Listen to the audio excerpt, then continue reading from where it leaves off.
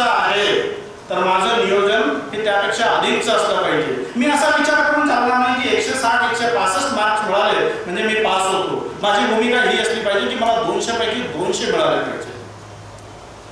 याच्यासाठी आपल्याकडे प्रबळ इच्छाशक्ती हवी. तुम्ही मॅक्झिम गॉर्कीचं नाव ऐकलं असेल.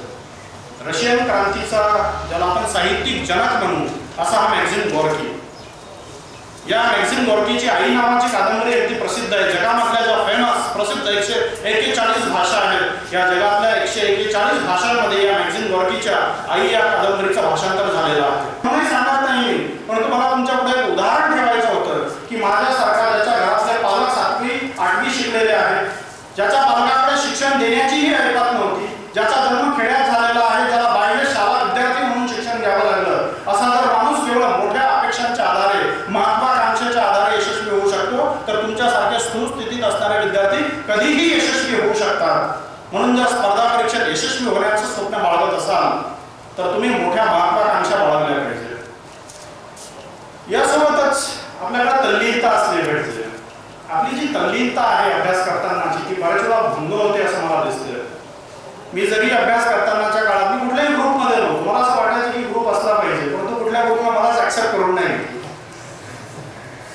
तर जे ग्रुपचं मी ऑब्झर्वेशन केलेलं आहे ते ग्रुप मला दिसायचे. या ग्रुपमधले मुलं अभ्यास करताना 1 तास अभ्यास झाला की चला आता चहा मांडूया आणि मग त्यांचं ते स्लो भडकावणं सुरू व्हायचं. काही तर बहादर असे होते की सिगारेटचे 2 झुळके घेतल्याशिवाय पुढचा पाठच नाही होणार. यांच्या अभ्यासामध्ये तल्लीनता आहे असं आपल्याला म्हणता येणार नाही. तल्लीनता कशी असावी? मी एक ऐकलेलं उदाहरण सांगतो, ते तुम्हाला विक्षिप्त वाटेल परंतु ते ऐकण्यासारखं आहे. तल्लीनता मजनू सारखी असतात. लैला मजनू म्हणला तर मजनू आहे ना, कोणाला वाटलं नसेल की त्याच्याकडनं काही शिकण्यासारखं आहे, पण या मजनूकडनं शिकण्यासारखं खूप काही आहे. असा एक किस्सा आहे की एकदा हा मजनू रस्त्यावर चालला होता. हा मजनू जेव्हा रस्त्यावर चालला होता आणि लैलाच्या खयालमध्ये अगदी हा मजनू गुंग होता. अगदी त्याला काय दिसत नव्हतं, बस लैला एक लैला लैला तुने लैला असा हा चालणारा मजनूचा पाय एक माणूस रस्त्यावर नमाज पडत, धार्मिक प्रार्थना त्याची अदा करत होता मोठ्या भक्तिभावाने. आणि नमाज अदा करण्यासाठी त्याने जी चादर टाकली होती त्या चादरीवर या मजनूचा पाय पडला. आणि हा जो नमाज अदा करणारा माणूस आहे याला अतिशय राग आला आणि आता शहराचा जो खलिफा होता त्या खलिफाकडे गेला आणि म्हणाला की हुजूर, मी जेव्हा देवाची प्रार्थना अल्लाची ईश्वराची प्रार्थना करत होतो चादर टाकून तेव्हा हा मजनू आला आणि या मजनूनं त्या पवित्र चादरवर पाय दिला, याला शिक्षा द्या. त्या खलिफानं मजनूला बोलावून घेतलं, त्या तक्रारकर्त्याला बोलावून घेतलं आणि सुनावणी सुरू झाली.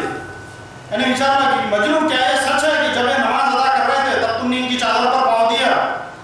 मजनू म्हणाला, हुजूर होऊ शकते, मी लैलाच्या खयालमध्ये एवढा गुंग झालो होतो, मला आकाश दिसत नव्हतं, धरती दिसत नव्हती, हा दिसत नव्हता, चादर दिसत नव्हती, लैला दिसत होती, हुजूर पाय पडला असेल, माफी असेल.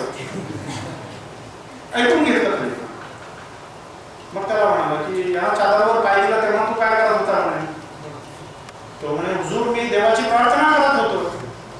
मग आता फैसला आहे का? मजनूला सोडून द्या आणि या नमाज अदा करणाऱ्याला 10 फटके लावा. सगळ्यांना आश्चर्य वाटलं, हा असा कसा न्याय, हा असा कसा निवाडा. तेव्हा त्याचं स्पष्टीकरण एक्सप्लेनेशन देताना खलिफा म्हणाला की त्या ईश्वरानं अल्लाह तालानं त्या परमेश्वरानं बनवलेली एक मामूली चीज लैला, तिच्या खयालमध्ये हा मजनू एवढा गुंग होतो, तल्लीन होतो की याला चादर दिसत नाही, आकाश दिसत नाही, धरती दिसत नाही आणि वेड्या तू त्या परमपित्याच्या प्रार्थनेत लागला होता, पण तुला चादर आणि याचा पाय दिसला कसा?